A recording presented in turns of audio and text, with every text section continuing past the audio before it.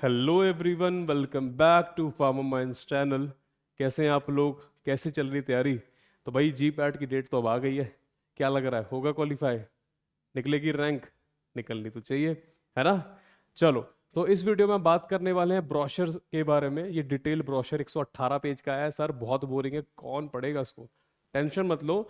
एक एक चीज जो आपके लिए बहुत इंपॉर्टेंट है, चाहे वो एडमिट कार्ड से हो रिलेटेड हो, चाहे वो सेंटर से रिलेटेड हो, चाहे वो अगर फीस नहीं भरी जा रही है या फीस रिफंड करानी है, सब मैंने इसमें कवर किया है। तो मेक श्योर कि पूरी वीडियो देखना, छोड़ना मत बीच में, क्योंकि आपको नहीं पता कि आप यहाँ पे जो बता रहा हूँ कौन सी इन्फॉर्मेशन आपके काम आ जाएगी आगे चल के।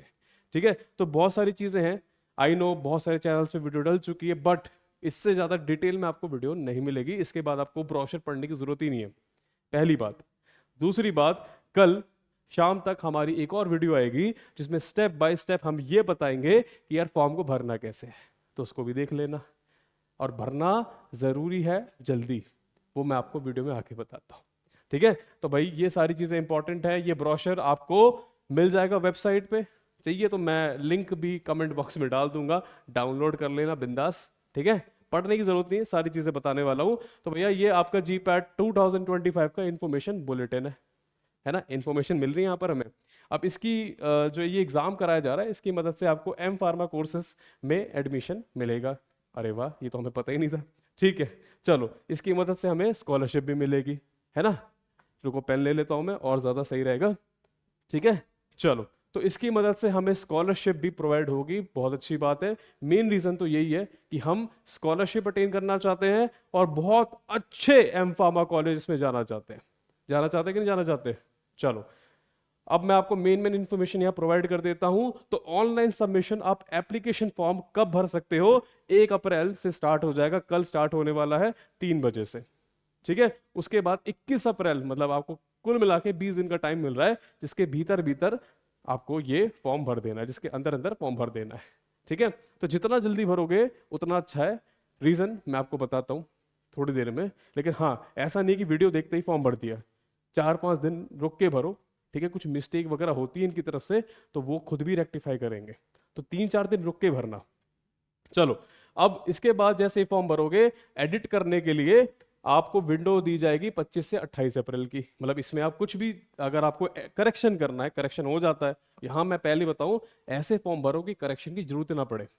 ऐसा नहीं होना चाहिए कि यार मुझे बार बार करेक्शन करना है। ठीक है, चलो, आकाश नाम है मेरा, तो ऐसा नहीं होना चाहिए पहले मैंने डबल ए लगाया फिर मैं सोच रहा हूँ सिंगल ए लगेगा। नहीं नहीं, पहले डबल ए अच्छा था, ऐसा नहीं होना चाहिए। आप कौन सी इंफॉर्मेशन एडिट नहीं कर सकते? अपना नाम, नेशनैलिटी, ईमेल, मोबाइल नंबर और टेस्ट सिटी। ये चाह के भी करेक्ट बाद में नहीं हो पाएगा, तो इसमें बिल्कुल भी मजाक नहीं। ये सारी की सारी चीजें बिल्कुल क्लियर होनी चाहिए। ठीक है, उसके बाद दोबारा से एक और एडिट विंडो खुलेगी 2 से 5 मई, फोटोग्राफ, सिग्नेचर, थंब इंप्रेशन के लिए। और एक फाइनल विंडो दोबारा से खोलेंगे 9 मई से 11 मई, जो बहुत ही लास्ट में होगा, और ये फाइनल होगा। ठीक है, और इसके बाद कोई भी अपॉर्चुनिटी आपको नहीं दी जाएगी। 2 मौके मिल गए ना। चलो, उसके बाद इश्यू होगा एडमिट कार्ड, 21 मई को आएगा। और एग्जामिनेशन की डेट तो हमारी सबसे इंपॉर्टेंट डेट है जीपैट एस्पिरेंट के लिए, 25 मई। ऐसा लग रहा है जैसे आईपीएल का फाइनल हो। चलो, डिक्लेरेशन ऑफ रिजल्ट 25 जून को, मतलब 1 महीने बाद बिल्कुल आपको जो आपने परीक्षा दी है उसका रिजल्ट आपके हाथ में रहेगा, है ना। सर हाथ में नहीं, हमारे फोन में रहेगा। ठीक है, फोन फोन कहाँ रहेगा? हाथ में रहेगा ना। चलो, ठीक है। तो भैया ये NBEMS करा रहा है, एनटीए नहीं करा रहा है। इस पॉइंट पे एम्फेसिस क्यों डाल रहा हूँ? एनटीए कुछ भी बना देता था, कुछ भी बना देता, बहुत टफ पेपर बनाता था।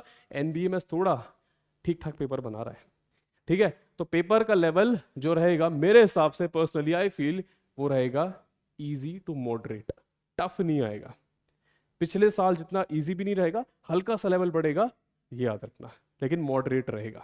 ठीक है, चलो, तो ये सब चीज़ें आप पढ़ना चाहें तो पढ़ सकते हैं, नहीं तो बिल्कुल इग्नोर कर दो। इंपॉर्टेंट इन्फॉर्मेशन मैं हूं ना यहाँ पर, बता तो रहा हूँ आपको। चलो, ठीक है, तो इनकी ऑफिशियल वेबसाइट यहाँ दे रखी है, इसको आप अपने पास सेव रख सकते हैं, क्योंकि जितनी भी चीज़ें आएंगी, आपकी एडमिट कार्ड, आपका रिजल्ट, अब यही आपके लिए है ना।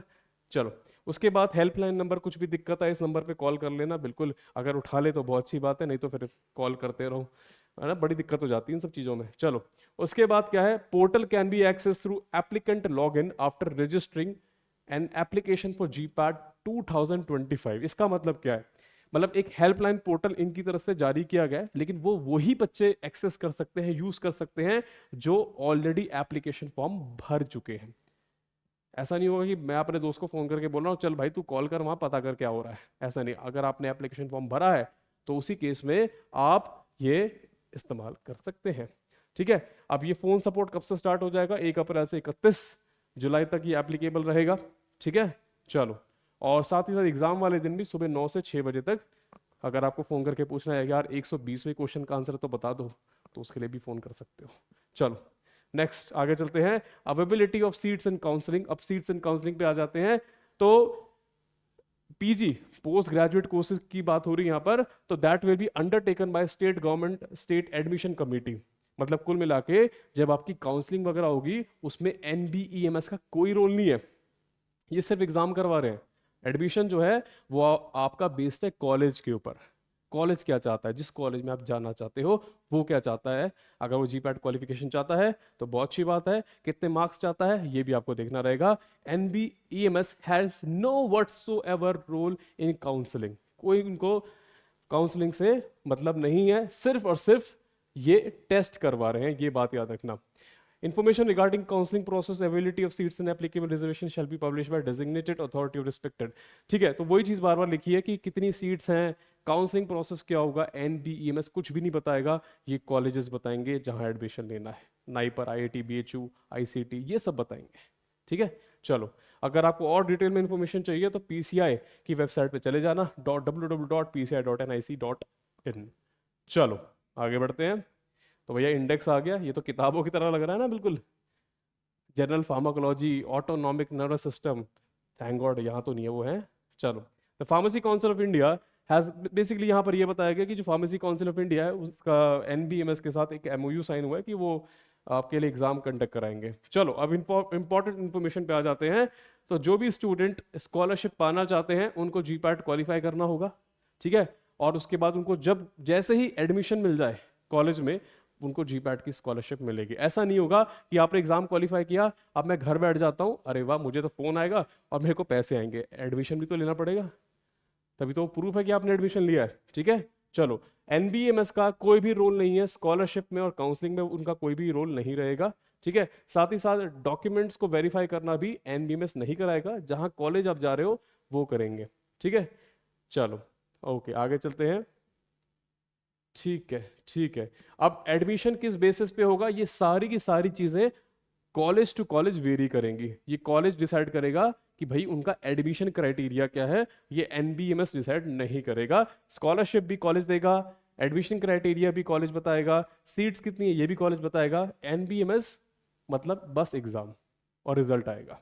चलो आगे चलते हैं। Candidate should ensure that all information enter during the online submission of application form is correct. ठीक है, वही बात है, बहुत नॉर्मल सी, जो भी इन्फॉर्मेशन डालो करेक्ट होनी चाहिए, गलत होगी तो डिस्क्वालीफाई हो जाओगे, है ना। नहीं होना चाहते ना, पैसे भर रहे हो आप, गलत इन्फॉर्मेशन मत भरना यहाँ पर। चलो, एनबीएमएस will not entertain under any circumstances any request for change in the information. ठीक है, एक बार एडिट विंडो जो है, एडिट विंडो बोल रहा हूँ, एडिट विंडो बंद हो जाती है उसके बाद कोई करेक्शन नहीं होगा। So make sure, be very alert. Correction window जैसे ही खुले आपको अपना करेक्शन कर देना है। पहली बात, ऐसी नौबत ही ना है कि करेक्शन करना पड़े। ठीक है, अब यहां दिया instruction to fill GPAT application form. तो कैसे कैसे एप्लीकेशन फॉर्म फिल करना है डिटेल में नीचे दे रखा है इसी पीडीएफ के अंदर। ठीक है, बाकी इसको लेके वीडियो कल आ जाएगी, वो हम बता देंगे कि भाई कैसे क्या करना है। ठीक है, चलो ओके आगे चलते हैं, कुछ और इन्फॉर्मेशन देख लेते हैं। अगर कोई भी आप एप्लीकेशन जो भी भर रहे हैं उसमें कोई डेफिशिएंसी, कोई इन्फॉर्मेशन मिसिंग रहती है, उस केस में आपके डिस्क्वालीफाई होने के चांसेस रहते हैं और इसमें एनबीएमएस की कोई भी गलती नहीं रहेगी। ठीक है, नहीं रहेगी। ओके चलो ओके, अब यहाँ पे बड़ा इंटरेस्टिंग पॉइंट है, ये नोट कर लेना। ये एनबीईएमएस अपने आप को प्रोटेक्ट कर रहा है, कह रहा है कि अगर एप्लीकेशन में कोई कमी थी और इस बारे में आपको एनबीईएमएस नहीं बता पाया, तो इस केस में आप एनबीईएमएस को कुछ नहीं बोल सकते, ये आपकी ही गलती है। ठीक है, कुल मिला के वो कहना चाह रहे हैं कि भाई आप अपने लिए रिस्पॉन्सिबल हो, करेक्ट फॉर्म भरो, गलत फॉर्म मत भरना, हमारी कोई गलती नहीं होगी। ठीक है, कोई भी नया एप्लीकेशन यहाँ पे रजिस्टर नहीं किया जाएगा एडिट विंडो के टाइम पे, उससे पहले जो एप्लीकेशन फॉर्म भर चुके हैं वो भर चुके हैं। ठीक है, चलो नेक्स्ट, ये पॉइंट मैं ऑलरेडी बता चुका हूँ स्टार्टिंग में, तो उसको आगे चलते हैं। ओके ओके ओके, तो वही चीज़ जो मैंने आपको स्टार्टिंग में बताई कि ये अपनी प्री फाइनल फिर फाइनल एडिट विंडो खोलेंगे और उसके अंदर आप करेक्शंस कर सकते हो, लेकिन कौन सा करेक्शन आप नहीं कर सकते, आप अपना नाम, test city, nationality, mobile number, email ID change नहीं कर सकते, ये चेंज नहीं कर सकते। चलो ओके, अब यहाँ पर लिखा हुआ है कि फाइनल करेक्शन विंडो के अंदर अगर आप अपनी इमेजेस को सही से अपलोड नहीं कर पाए, ठीक है, जैसा ये चाह रहे हैं, तो आपका फॉर्म रिजेक्ट हो जाएगा। ठीक है, आगे चलते हैं। फॉर्म आप एक ही बार भर सकते हो, अगर आपने ज्यादा बार भरा, a candidate can submit only once, अगर उसके ज्यादा फॉर्म हुए तो उस केस में क्या होगा, एक्शन लिया जाएगा, रिजेक्ट हो जाएगा बस, है ना। चलो चलो, अनफेयर मीन्स उसको बोला जाएगा। चलो इसको थोड़ा बड़ा कर लेते हैं, हाँ ठीक है, ओके ठीक है, आगे बढ़ते हैं इसमें। Candidate who fail to submit duly complicated completed application with requisite documents और fail to rectify the deficiencies, ठीक है, ये इतना इंपॉर्टेंट नहीं है, आगे चलते हैं। ठीक है ठीक है, चलो, हाँ ये इंपॉर्टेंट पॉइंट है, कभी कभार बच्चे थोड़ा गुस्सा हो जाते हैं कि यार हमारी क्या गलती है। Admit card shall not be issued to candidates who are declared, अगर आपको किसी भी स्टेज पे डिक्लेयर कर दिया कि आप इस एग्जाम में बैठने के लिए इनएलिजिबल हो, उस केस में आपकी पूरी की पूरी फीस विल बी फॉरफिटेड, मतलब आपको वापस नहीं दी जाएगी। ठीक है, तो फॉर्म सही से भरो और टाइम पे भरो। चलो उसके बाद candidate should ensure before applying for the examination that their pharma degree, जो भी बच्चे हैं जिनके पास बी फार्मा की डिग्री है वो मेक श्योर करें कि उनकी degree under section 12 of pharmacy act आती हो। ठीक है, ये सब चीज़ें आपको मेक श्योर थोड़ी करनी रहेंगी। सर मैं तो 4th ईयर में अपियरिंग हूँ, मैं तो 3rd ईयर में मेरे पास डिग्री ही नहीं है, डोंट वरी, आप सब दे सकते हो, आगे बताता हूँ कैसे। चलो, candidate found ineligible at any stage, अगर आप किसी भी स्टेज पे इनएलिजिबल निकलते हो तो उस केस में आप एग्जाम नहीं दे पाओगे। चलो आगे चलते हैं। Fee shall neither be carried forward to a future exam nor refunded any circumstances. ठीक है, एक बार आपने फीस भर दी उसके बाद आपको वापस नहीं मिलेगी, ना ही वो किसी और एग्जाम के लिए आप इस्तेमाल कर सकते हो, गई तो गई। ठीक है, चलो आगे चलते हैं। ओके, अगर यहाँ पे 2 बुलेटिन आए हैं, एक तो अंग्रेजी भाषा में है और एक हमारी हिंदी भाषा में है, तो बोला गया कि भाई दोनों बुलेटिन में अगर कोई इन्फॉर्मेशन अलग अलग होती है तो एंड डिसीजन इंग्लिश बुलेटिन का माना जाएगा। चलो, बहुत छोटी छोटी इन्फॉर्मेशन है। Request shell not B entertain for change in date centre, अगर आपको आगे चल के अपना सेंटर चेंज करवाना है तो उस केस में रिक्वेस्ट को इंटरटेन नहीं किया जाएगा, मतलब जो सेंटर दिया तो दिया। चलो आगे चलते हैं, उसके बाद एडमिट कार्ड किस तारीख को आ जाएगा, आगे चलते हैं। ओके ओके, वही बात लिखी हुई है कि एक बार एडमिट कार्ड आ जाए तो अपना सेंटर जाके एक दिन पहले देख लेना, बाद में ऐसा ना हो लेट हो जाओ और एग्जाम ना दे पाओ। ठीक है, चलो, एग्जाम के टाइम पे आप कोई भी मोबाइल फोन वहां पे इस्तेमाल नहीं कर सकते, ये सब चीजें एडमिट कार्ड के टाइम पे दोबारा बताते हैं लोग। ठीक है, डेमो टेस्ट की बात करें, 14 तारीख को डेमो टेस्ट आएगा, मैं लाइव सॉल्व करा के दिखा दूंगा, इसमें डेमो टेस्ट कुछ नहीं होता, बस एक इंटरफेस दिखाते हैं कि भाई आपका एग्जाम कैसा दिखेगा, कोई क्वेश्चन नहीं आते यहाँ पर, देखते हैं इस बार आते कि नहीं आते, है ना। पिछली बार बड़ा हब वो हुआ था, सर डेमो टेस्ट आएगा एनबीएमएस का, आप सॉल्व करेंगे मजा आएगा, कुछ नहीं आया था। ठीक है, देखते हैं इस बार क्या आता है। Candidates are encourage to communicate through help desk, कुछ भी प्रॉब्लम होती है तो हेल्प डेस्क के थ्रू आप कम्युनिकेट कर सकते हैं। ठीक है, कोई भी दिक्कत होती है। Candidates are advise to maintain the same registration details, जो भी आप फॉर्म में भरे मेक श्योर कि आप नंबर ना चेंज कर लो, ऐसा ना हो जाए कि यार पहले नंबर कोई और था फिर बाद में कोई और नंबर ले लो। ठीक है, तो इस 2-3 महीने के अंदर फॉर्म नंबर, ईमेल आईडी ये सब सेम रखना, नहीं तो दिक्कत हो सकती है। एग्जामिनेशन फी, ये बहुत इंपॉर्टेंट है, तो 3500 रुपये है जनरल, ओबीसी, ईडब्ल्यूएस के लिए। ठीक है, और SC ST और PWD के लिए 2500 रुपये। ठीक है, तो जनरल, ओबीसी, ईडब्ल्यूएस के लिए 3,500 रुपये है, आई होप मैंने पहले 3,500 ही बोला था। ठीक है, 3,500 रुपीज़, और SC ST और PWD के लिए आपका 2,500 रुपीज़ है। सर फीस तो बहुत ज़्यादा है, पिछले साल भी इतनी थी, अब बढ़ गई है, हम कुछ नहीं कर सकते उसमें। ठीक है, फीस तो देनी पड़ेगी अगर आपको एग्जामिनेशन देना है तो। आप fees credit card, debit card या फिर जो भी आपको मेथड दिखेगा जो हम आपको फॉर्म में भी दिखाएंगे अगली वीडियो में, उससे भर सकते हो। चलो आगे चलते हैं। अगर आप एग्जाम के दिन वहां पे एब्सेंट हो गए या फिर आपको बोल दिया गया कि यार भाई तू तो एलिजिबल ही नहीं एग्जाम देने के लिए, उस केस में आपको क्या किया जाएगा? ओके, एग्जामिनेशन फीस नहीं दी जाएगी, मतलब सारी गलती आपकी है, ठीक है। चलो, kindly ensure that payment made for examination fees successful. ये मेक श्योर करना, ये बहुत इंपॉर्टेंट पॉइंट है, ठीक है। तो मेक श्योर करना कि जब भी आप फॉर्म भरे तो आपका जो एप्लीकेशन फॉर्म है, ठीक है, वहां पर आपको सक्सेसफुल दिखाए कि पेमेंट सक्सेसफुल हो चुकी है। अगर पेंडिंग है तो थोड़े समय में अपने आप ही वहां पे कंप्लीट हो जाएगी, ठीक है। तो the application submission form is not completed till such time the status of payment is reflected as S in application form। अगर आपको ये S वाला स्टेटस वहां नहीं दिखता कि भाई आपका जो पेमेंट है वो सक्सेसफुल नहीं हुआ है, तो उस केस में पेमेंट नहीं मानी जाएगी। ये आपको सक्सेसफुल दिखना बहुत जरूरी है, ठीक है। आगे चलो। इन event of receipt and duplicate multiple examination, okay, अगर आपसे गलती से एक से ज्यादा बार फीस की पेमेंट हो गई, इतना पैसा, ठीक है, चलो, तो उस केस में क्या होगा? आपको NBEMS जो एक्स्ट्रा आपने पैसे कर भेजे हैं वो रिफंड कर देगा, ठीक है।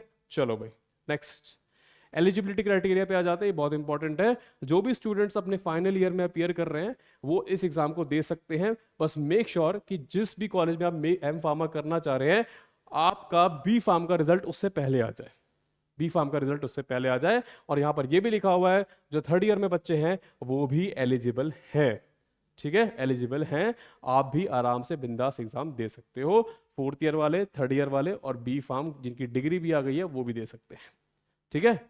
अब यहां से एक बहुत ही इंपॉर्टेंट पॉइंट उठता है। अगर थर्ड ईयर में बच्चे एलिजिबल हैं तो आप इस बात से एक पॉइंट सोच सकते हो कि पेपर का लेवल जो है वो थोड़ा रिड्यूस है, कम होगा। क्यों? थर्ड ईयर के बच्चे फोर्थ ईयर के सब्जेक्ट्स तो पढ़ते नहीं है। अब मैं बीइंग अ टीचर ऐसा कभी भी पेपर नहीं बनाऊंगा जो अच्छा कुछ बच्चों को आता हो कुछ बच्चों को ना आता हो। इससे क्या पता लगता है? Majority of question first year से आएंगे, सेकेंड ईयर से आएंगे और थर्ड ईयर से आएंगे। फोर्थ ईयर से थोड़े कम क्वेश्चंस आएंगे। चलो आगे चलते हैं, ठीक है। ओके, ये एक सिंगल डे में होगा, मतलब मल्टीपल इसमें ऐसे होता है ना, सेट 1 सेट 2, ऐसा कुछ नहीं होने वाला है, सिंगल सेशन में होने वाला है। सिलेबस आपका बी फार्म का है जो हम बिंदास पढ़ रहे हैं हमारे प्राइम बैच में, संकल्प और पार्थ। और ये आपका सब्जेक्ट वाइज डिस्ट्रीब्यूशन है जो हर साल सेम ही रहता है, मतलब कष्ट नहीं करना बिल्कुल चेंज करने का, सेम ही रखना है ऐसे। तो वही है, केमिस्ट्री 38, सूटिक्स 38, कोग्नोसी 10, कोलोजी 28 और अदर सब्जेक्ट्स 11, 125 क्वेश्चन, 500 मार्क्स, ठीक है। 3 घंटे आपको मिलेंगे। अगर एक क्वेश्चन सही करते हो तो 4 मार्क्स मिलेंगे और गलत करते हो तो 1 मार्क डिडक्ट हो जाएगा। और अगर छोड़ के आते हो तो कोई दिक्कत नहीं है, ठीक है, लेकिन छोड़ना मत ज़्यादा, अच्छे से करना है। अब ये बहुत इंपॉर्टेंट पॉइंट है कि आपको 125 क्वेश्चन 5 डिफरेंट सेक्शंस में मिलेंगे, ABCDE। सर इसका मतलब क्या है? हर सेक्शन में 25 क्वेश्चंस होंगे और आपको हर सेक्शन में 36 मिनट्स का टाइम मिलेगा। सपोज आप सेक्शन A सॉल्व कर रहे हो, ठीक है, पहला तो वही आएगा ना, सेक्शन A बिना सॉल्व करे आप B पे नहीं जा सकते, ना ही C D किसी पे जा सकते हो। आप सेक्शन A सॉल्व कर रहे हो मतलब वही सॉल्व कर रहे हो, ठीक है। और जब ये टाइम कंप्लीट होगा 36 मिनट्स का, तभी आप सेक्शन B पे जा पाओगे, ठीक है। उसके बाद आप सेक्शन A पे नहीं जा सकते। तो कुल मिला के आप सारे क्वेश्चन एक बार में नहीं देख सकते, आपको एक सेक्शन एक बार में दिखेगा। तो आपकी नजर में 125 क्वेश्चन नहीं होना चाहिए, आपके लिए टारगेट होना चाहिए कि मैं 25 में से कैसे अपने 18, 20, 22 क्वेश्चन ढूंढूं। 125 is a bigger target, your target should be 25 questions, that should be the strategy, ठीक है।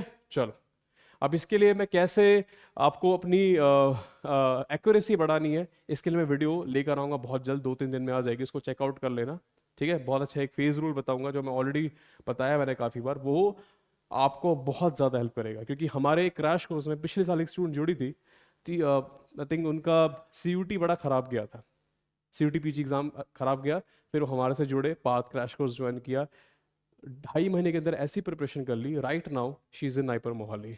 और एक्यूरेसी के लिए बड़ी दिक्कत आ रही थी, मैंने यही फॉर्मूला बताया था और उन्होंने वही लगाया था और रिजल्ट आया था, ठीक है। चलो, candidates may note that such questions are marked for review shall be evaluated। मतलब जब आप पेपर दे रहे होंगे, अगर आपने किसी क्वेश्चन को मार्क्ड फॉर रिव्यू कर रखा है तो वो इवेल्युएट होगा, गलत है तो गलत होगा, सही है तो सही हो जाएगा।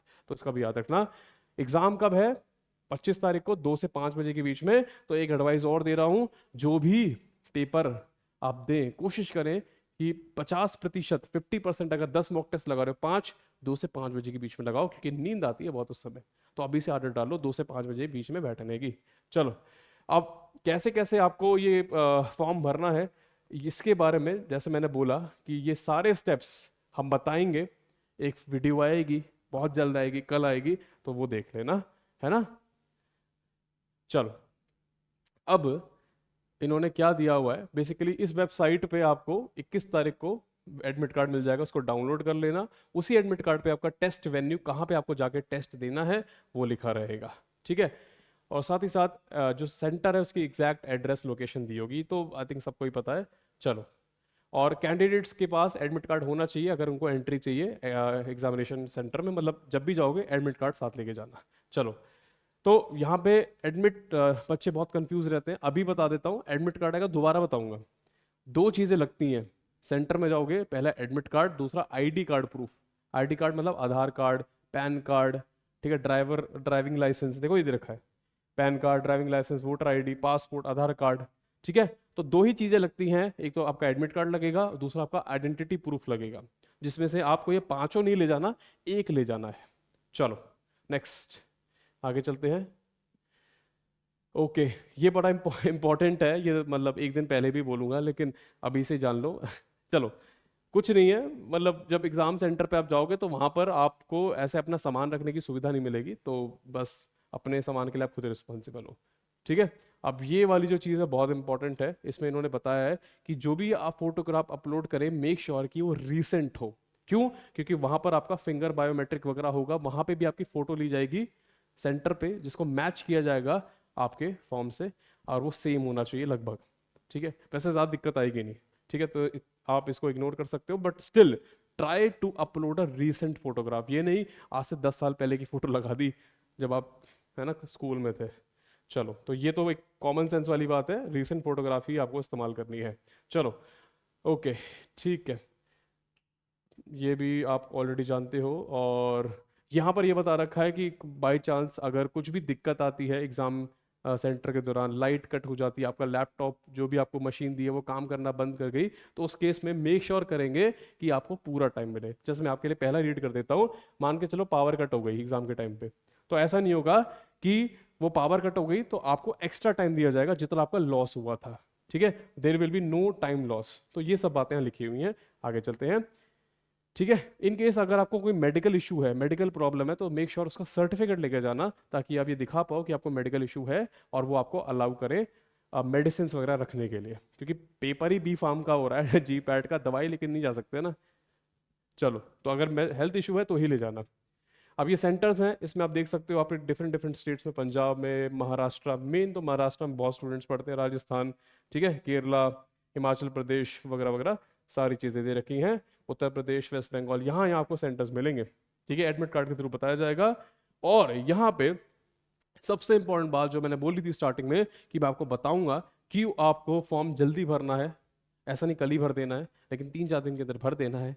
Reason, allotment shall be done on first come first serve basis. For example, आप वेस्ट बंगाल में रहते हैं, कोलकाता में, ठीक है, लेकिन आपने फॉर्म भरा आखिरी दिन, तो आपको कोलकाता का सेंटर नहीं दिखाएगा, आपको दिखाएगा कल्याणी या आसानसोल या सिलगुड़ी। अब मुझे नहीं पता ये आपस में कितने आसपास में पड़ते हैं, हो सकता है दूर भी हो, तो आपको कोलकाता नहीं मिलेगा, आपको सिलीगुड़ी मिलेगा, और आपको वहाँ जाना पड़ेगा, ठीक है। तो भाई पहले फॉर्म भरोगे तो आपके पास वाला आपको सेंटर मिलेगा, ठीक है। चलो, यही चीज जो मैंने अभी आपको बताई वही चीजें लिखी हुई है। During submission of online application form, candidate will be able to solve only दो cities where testing seats are available. एक बार वो सीट भर गई तो आपको वो सेंटर नहीं मिलेगा, वो सिटी नहीं मिलेगी, ठीक है। चलो, ये क्या लिखा हुआ है, हाँ, अगर आप ऐसे स्टेट से या फिर यूनियन टेरिटरी से बिलोंग करते हो जहाँ पे सीट्स ही नहीं है, जहाँ पे सेंटर ही नहीं है, तो उस केस में इन्होंने ये लिखा हुआ है कि आपको अदर्स चूज करना है, अदर्स चूज करना है। और ये NBEMS कोशिश करेगा कि आपके पास के स्टेट, जैसे ये स्टेट है आपका, आपके पास वाला स्टेट आपको मिल जाए, ठीक है। तो अदर्स चूज करना है अगर आपके स्टेट में सेंटर नहीं है तो, ठीक है। और ये कोशिश करेंगे कि आपके स्टेट का आसपास का कोई स्टेट ये आपको अलॉट कर दें, मतलब आपको ट्रैवल तो करना पड़ेगा, ठीक है, ट्रैवल करने के लिए रेडी रहना। चलो, और इसकी इन्फॉर्मेशन ये ईमेल के थ्रू आपको दे देंगे, तो ईमेल भी चेक करते रहना, ठीक है। व्हाट्सएप इंस्टाग्राम तो चलाते ही हो, लेकिन अब ईमेल चलाने का टाइम आ चुका है।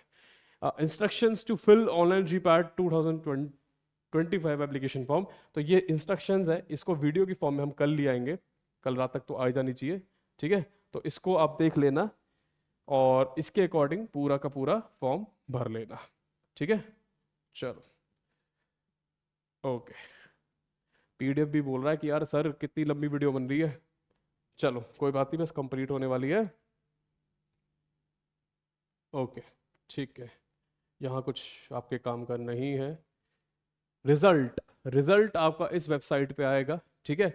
और इसके बाद जो भी रिकॉर्डेड रिस्पॉन्सेज होंगे वो डिस्प्ले किए जाएंगे 3 दिन तक, ठीक है। अगर आपको लगता है कि कोई क्वेश्चन आपने सही किया और एनबीएस ने गलत किया, तो आप उसको चैलेंज कर सकते हो। पर क्वेश्चन का 200 रुपये लगेगा, ठीक है, 200 रुपये लगेगा, ठीक है। अब उसके बाद उन्होंने उसके साथ क्वेश्चन के साथ क्या किया, सही किया गलत किया, इसके बारे में एनबीएमएस कुछ नहीं बताएगी, ठीक है। No further communication. और लास्ट में एक फाइनल आंसर की आएगी और उसके बेसिस पे रिजल्ट डिक्लेयर कर दिया जाएगा, ठीक है। तो रिजल्ट आने से पहले आंसर की आएगी, ठीक है। और आंसर की जो है वो आपको पता ही है। फिर अगर दिक्कत आपको है उसमें तो आप उसको चैलेंज कर सकते हो। सर अगर मैंने चैलेंज किया तो सिर्फ मुझे ही मार्क्स मिलेंगे, सबको मिल जाएंगे? अगर भाई सीधी सी बात है, जब आपने चैलेंज किया वो करेक्ट हुआ तो फाइनल आंसर किया है तो सबके लिए चेंज हुआ ना, तो सबको मार्क्स मिलेंगे, ठीक है, एक बच्चे को नहीं मिलेंगे। Candidates can download the score card, ये तो बताइए, आप अपने स्कोर कार्ड को डाउनलोड कर सकते हो अपना लॉगिन करके। GPAT score is accepted by PCI approved affiliated university departments, constituent affiliate colleges, institutions for admissions to M.Pharm or PhD courses. The validity of score of GPAT 2025 shall be for 3 years. कुछ नहीं बोला, बस इतना बोला कि आपकी validity रहेगी 3 साल। इस साल क्वालिफाई करे 2027-28 तक एडमिशन ले सकते हो, ठीक है। चलो, ओके ओके, ठीक है। इसको आप इग्नोर मार सकते हो, कुछ नहीं लिखा। GPAT में जितनी अच्छी रैंक है उतनी अच्छी बात है, आपकी मेरिट अच्छी बनेगी, ठीक है। अब ये लिखा है सेंट्रल गवर्नमेंट में अगर आप एडमिशन लेना चाहते हो तो रजिस्ट्रेशन रिजर्वेशन इस तरह से रहेगा। SC की 15% सीट्स, ST कितनी सीट्स रहेंगी वगैरह वगैरह, OBC कितनी सीट्स रहेंगी, है ना, वो सारी चीज़ें दे रखी हैं। चलो आगे चलते हैं। और इसमें बस इतना बता रखा है कि हर कैटेगरी के अंदर 5% reservation basically people with disabilities के लिए भी रहेगा, ठीक है। तो हर कैटेगरी में पीपल विद डिसेबिलिटीज के लिए 5% रिजर्वेशन अलग से रहेगा। ये सिर्फ और सिर्फ बात कर रहे हैं सेंट्रल गवर्नमेंट के लिए, ठीक है। चलो, अब यहाँ पे एक इंपॉर्टेंट पॉइंट है, OBC NCL। सर ये OBC NCL का बड़ा पंगा रहता है, थोड़ा क्लियर करिए। देखो OBC के 2 सर्टिफिकेट होते हैं, creamy layer, non creamy layer. Creamy layer मतलब होता है कि आपकी जो इनकम है, जैसे फॉर एग्जाम्पल दिल्ली की बात कर रहा हूँ, दिल्ली में जब मैंने बनवाया तो उस समय क्या था कि 8 लाख से ऊपर आपकी इनकम है तो वो चला जाएगा क्रीमी लेयर में, ठीक है। और अगर 8 लाख से नीचे है तो नॉन क्रीमी लेयर। तो आपको क्रीमी लेयर नहीं बनवाना, आपको बनवाना है नॉन क्रीमी लेयर, कि आपकी जो इनकम है वो एक सर्टेन अमाउंट से कम है। तो ये बात याद रखना। और ये OBC सर्टिफिकेट स्टेट का नहीं होना चाहिए, ये सेंट्रल होना चाहिए। 2 बात याद रखो, NCL बनवाओ, सेंट्रल बनाओ। आपको अपने घर, अपने आसपास के कॉलेज में एडमिशन नहीं लेना ना, आप दूसरे कॉलेज में जाना चाह रहे हो, नाइपर जाना चाह रहे हो, IIT PHU जाना चाह रहे हो, वहाँ सेंट्रल चलता है, ठीक है। तो ये 2 बातें ज़रूर ज़रूर याद रखना। और ये सर्टिफिकेट कब बनवा सकते हो? 1 अप्रैल के बाद, नया फाइनेंशियल ईयर स्टार्ट होता है 1 अप्रैल से। अब ये सर्टिफिकेट आप बनवा लो, ठीक है। थोड़ा भागा दौड़ी करनी पड़ेगी बट बनवा लेना, क्योंकि हर साल ये रिन्यू होता है, 1 साल का इसका वो रहता है टर्म। और जो ये इनकम सर्टिफिकेट होता है ना, देखो OBC कैटेगरी के आप हो, ये बात फैक्ट है, ठीक है। लेकिन जो इनकम सर्टिफिकेट है ये हर साल नया बनता है। So this is something which has to be improved. The candidates are advise to read the details of admission process of each participating. तो जितने भी पार्टिसिपेटिंग इंस्टीट्यूट्स है, बेसिकली PCI की वेबसाइट पे ये दे रखा है कि भाई GPAT में कौन कौन से इंस्टीट्यूशन पार्टिसिपेट कर रहे हैं, तो आप जाके उनके बारे में पढ़ सकते हो। तो ये चीज़ याद रखी है। कम्युनिकेशन आपको इन नंबर वगैरह से करना है, ये तो मैं ऑलरेडी बता चुका हूँ। लास्ट में ये आ रखा है कि आपको जो इमेजेस अपलोड करनी है उसके इंस्ट्रक्शंस वगैरह दे रखे हैं कितना सेंटीमीटर होना चाहिए वगैरह वगैरह सारी चीज़ें। तो भाई सबसे इंपॉर्टेंट बात, जो भी इमेज आप अपलोड करोगे वो बिल्कुल फ्रेश अभी करंट की होनी चाहिए। और बाकी इंस्ट्रक्शंस यहाँ पे लिखे हुए हैं, इसको आप गो थ्रू कर सकते हो, ठीक है। बाकी जो भी चीज़ है वो फॉर्म फिलिंग वीडियो में हम बताएंगे, तो उसको आप एक बार ज़रूर चेकआउट कर लेना, ठीक है, ताकि आपको ये सारी क्लैरिटी मिल सके, ठीक है। देखो वही चीज़ यहाँ दे रखी है, फोटो आपकी बिल्कुल क्लियर होनी चाहिए, वाइट बैकग्राउंड के साथ होनी चाहिए। ऐसा नहीं कि भाई हम इंस्टाग्राम के लिए फ़ोटो खिंचा रहे हैं, है ना। तो भाई ये सब चीज़ें थोड़ा ध्यान देना, फेस ही नहीं दिख रहा है, ठीक है, कुछ अजीब सा एक्सप्रेशन दे रखा है। तो अब चश्मा भी कुछ, चलो ठीक है, यहाँ पे फ्लैश लाइट पड़ रही है चश्मे में, यहाँ पे लुक भी अच्छा आ रहा है और चश्मे में कलर भी नहीं पड़ रहा है, तो वो सारी चीज़ें हैं। इसके बाद इन्होंने लास्ट में फिर ये सिग्नेचर के लिए भी बता रखा है कि सिग्नेचर में आपको क्या नहीं करना है और क्या आपको करना है, ठीक है। तो ये सब इन्होंने एग्जाम्पल्स भी दिए हुए हैं, सारी चीज़ें यहाँ पर ऑलरेडी बताई हुई हैं, ठीक है। चलो जैसे गगनदीप सिंह है तो जीडीएस लिख के नहीं छोड़ना है, मतलब वहाँ पे स्वैग नहीं मारना है, जो प्रोफेशनल वे है वही आप करेंगे। लास्ट में इन्होंने एग्जेक्शंस दिए हुए हैं, अगर आप अलग अलग कैटेगरी को बिलोंग करते हैं, जैसे कि ये किसका है, एससी और एसटी का, तो आपको इसके ऊपर अपना कास्ट सर्टिफिकेट बनवाना है, ठीक है। फिर ये ओबीसी के लिए आ गया, ये ओबीसी के लिए रहेगा आपका ना। उसके बाद फिर ये ईडब्ल्यूएस सेक्शन जनरल कैटेगरी के लिए आ गया, ठीक है। तो वो सारी चीज़ें यहाँ दे रखी हैं। और इसके बाद ये चीज़ अलग है, चलो ये आपके काम की नहीं है, basically those people who are specially abled, है ना। तो उनके लिए ये है, तो वो ये रीड कर सकते हैं। और इसी के साथ I think we have completed the form. तो ये फॉर्म आपका पूरा कंप्लीट हो चुका है। Make sure to watch this video twice thrice, और जब भी आप फॉर्म फिलिंग में अटकें या किसी भी प्रोसेस के दौरान आपको थोड़ी भी दिक्कत आए, you can just rewind this video, watch it again and again to understand. और बहुत बच्चों के डाउट होते हैं थर्ड ईयर वैलिड है कि नहीं, 3 साल की वैलिडिटी सब बता दिया इसके अंदर, अलग से कुछ पूछने की ज़रूरत नहीं है, सब क्लियर है, ठीक है। बार बार वही क्वेश्चन हर जगह नहीं पूछना कि 3 साल वैलिडिटी है कि नहीं, जब दिख रहा है तो दिख रहा है ना। तो चलो आप मेहनत करो, और बाकी कुछ भी लगे, आपको हेल्प की ज़रूरत हो, गाइडेंस की ज़रूरत हो, even if you are not pharma mind student, please reach out to us, will help you out and will make sure कि आपको राइट डायरेक्शन मिले, ताकि आप राइट डायरेक्शन में एफर्ट्स मारें और रिजल्ट अटेन करें। Thank you so much, prepare well.